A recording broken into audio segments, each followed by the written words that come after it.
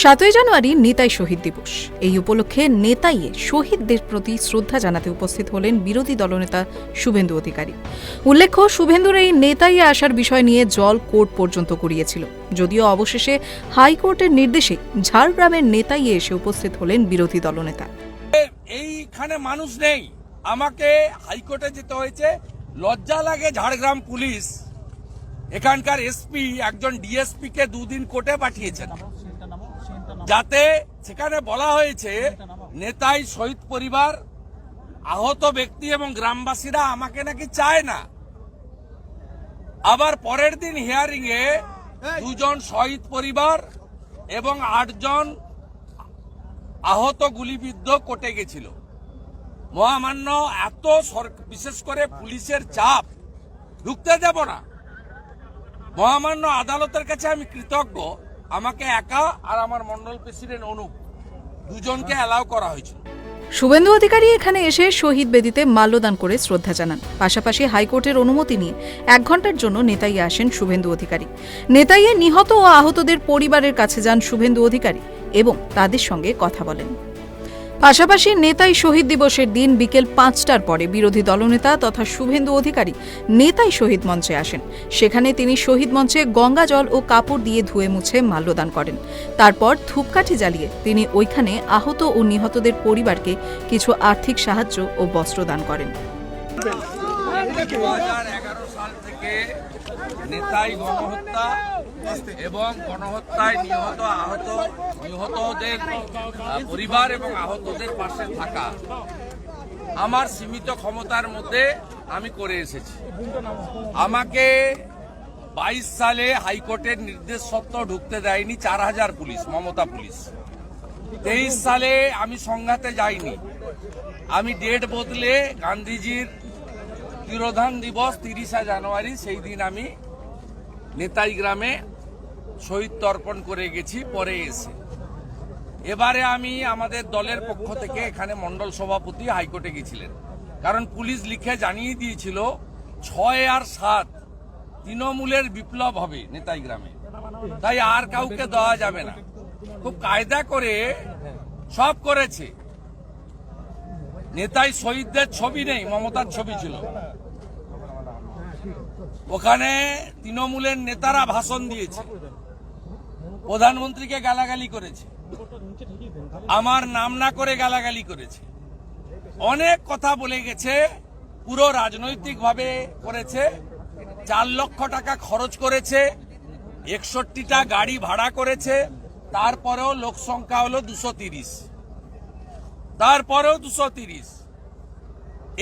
এইখানে মানুষ নেই, আমাকে হাইকোর্টে যেতে হয়েছে। লজ্জা লাগে ঝাড়গ্রাম পুলিশ এখানকার এসপি একজন ডিএসপি কে 2 দিন কোর্টে পাঠিয়েছেন, যাতে সেখানে বলা হয়েছে নেতাই শহীদ পরিবার, আহত ব্যক্তি এবং গ্রামবাসীরা আমাকে নাকি চায় না। আবার পরের দিন হিয়ারিং এ 2 জন শহীদ পরিবার এবং 8 জন আহত গুলিবিদ্ধ কোর্টে গেছিল। মহামান্য এত বিশেষ করে পুলিশের চাপ, ঢুকতে দেব না। মহামান্য আদালতের কাছে আমি কৃতজ্ঞ, আমাকে একা আর আমার মন্ডল প্রেসিডেন্ট অনুপ দুজনকে অ্যালাউ করা হয়েছিল। শহীদদের প্রতি শ্রদ্ধা নিবেদনের পর শুভেন্দু চলে যান আহত কীর্তন রায়ের বাড়িতে। সেখানে গিয়ে তিনি সন্ধ্যায় রুটি সবজি বেগুন ভাজা আহার করেন। তারপরে তিনি লালগড়ের হাটচালা থেকে লালগড়ের SI চক পর্যন্ত শহীদদের উদ্দেশ্যে মোমবাতি মিছিল করেন।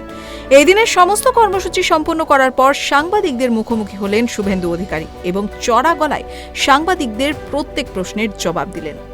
গণতান্ত্রিকভাবে ভোটটা করতে দেন, গণতান্ত্রিকভাবে ভোটটা করতে দেন, লুট করবেন না, তাহলে দুধ আর জল আলাদা হয়ে যাবে। চ্যালেঞ্জ স্বীকার করলাম। ডায়মন্ড হারবারেই পদ্মফুলের যে প্রার্থী হবে ওকে হারাবে। কয়লার টাকা, ঘুষের টাকা, লুটের টাকা বিতরণ করেছে। এই 16,800 জন ডোনারকে তার তালিকা চাই।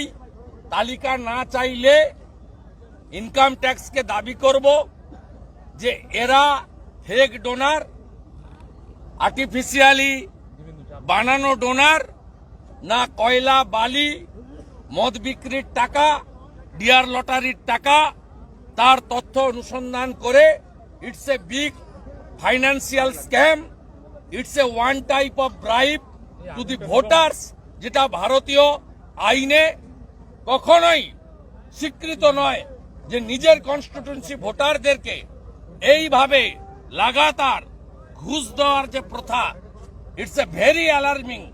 এর এগেনস্টে যা যা পদ্ধতি অনুযায়ী করার লিডার অব অপোজিশন হিসেবে আমি করবো। এদিকে দুয়ারে সরকার প্রকল্পের ক্ষেত্রেও তৃণমূল যে ব্যাপক পরিমাণে পক্ষপাতিত্ব করছে তারও বিস্তারিত খতিয়ান তুলে ধরলেন। পাশাপাশি প্রদীপ নেভার আগে জ্বলজ্বল করে এই কথার মধ্যে দিয়ে তৃণমূলের পতনের আভাসও দিলেন শুভেন্দু। আরে ছাড়েন না, ডায়মন্ড হারবারে 19 সালে ভারতীয় জনতা পার্টির 15 জন মন্ডল প্রেসিডেন্টকে ভোটের দুদিন আগে বাঁকুড়া পুরুলিয়াতে মিথ্যা মামলায় তুলে আটকে দেওয়া হয়েছিল। বাঁকুড়া পুরুলিয়া জেলাতে কি বলছেন কি আপনি? তারপরেও 4.5 লাখ ভোট পেয়েছে বিজেপির ক্যান্ডিডেট, তার গাড়ি ভেঙেছেন। এবারে লড়াই হবে, ওকে ভাবতে হবে না, প্রার্থী তো হবেই, আর ওকে হারাবো। এবং নৌসাদ ভাই যদি দাঁড়ায়, ও থার্ড হবে, আমি বলে দিলাম, থার্ড হবে। আমাদের সঙ্গে আইএসএফ এর লড়াই হবে।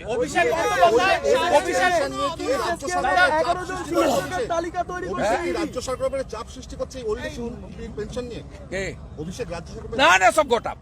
আরে পিসি ভাইপো মিলা ভগত পুরা। আরে ভাইপোর পুরো ফ্যামিলিকে পিসি ঘরের মধ্যে রেখেছে, নতুন একটা বাড়ি করেছে। 4 কোটি টাকা দিয়ে জায়গা কিনে 2 কোটি টাকার একটা বাড়ি করেছে, তার 4 তলায় পুরো ফ্যামিলিকে রেখেছে, গোটা গোষ্ঠীকে, লিপসেন ব্যামুন্সের পুরো ডিরেক্টরকে। ওর সব একটা একটা ইঞ্চিতে জানি, ওর গোষ্ঠীর সম্পর্কে সব আমি জানি। গোষ্ঠীর তুষ্টি হয়ে যাবে, চিন্তা করার কারণ নেই। মমতা বন্দ্যোপাধ্যায়ের পাশাপাশি অভিষেককেও কটাক্ষ করতে বাদ রাখলেন না শুভেন্দু। বললেন এবারে লড়াই হবে, ফিরে আসা যায় না।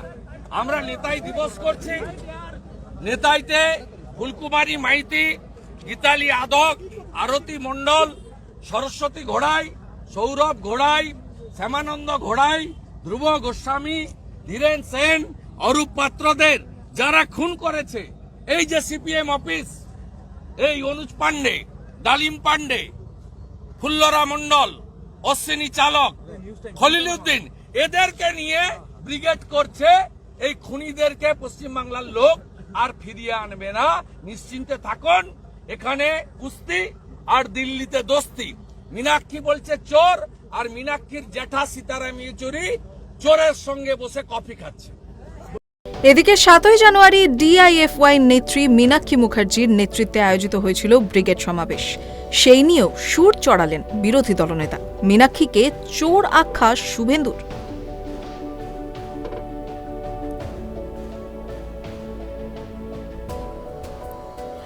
এদিন নেতাইয়ে শহীদ স্মরণ সভায় যোগ দেওয়ার পাশাপাশি সেখানকার নিহত ও আহতদের পরিবারের কাছে যান শুভেন্দু। তাদের সাথে কথা বলে তাদের নিত্যদিনের সমস্যার মোয়ায়না করেন তিনি। এদিকে সাংবাদিকদের মুখোমুখি হয়ে দলের জয় নিয়ে তিনি কতটা আত্মবিশ্বাসী সেটাও বুঝিয়ে দিলেন বিরোধী দলনেতা। ঝাড়গ্রাম থেকে সুমন পণ্ডিতের রিপোর্ট, ট্রাইব টিভি।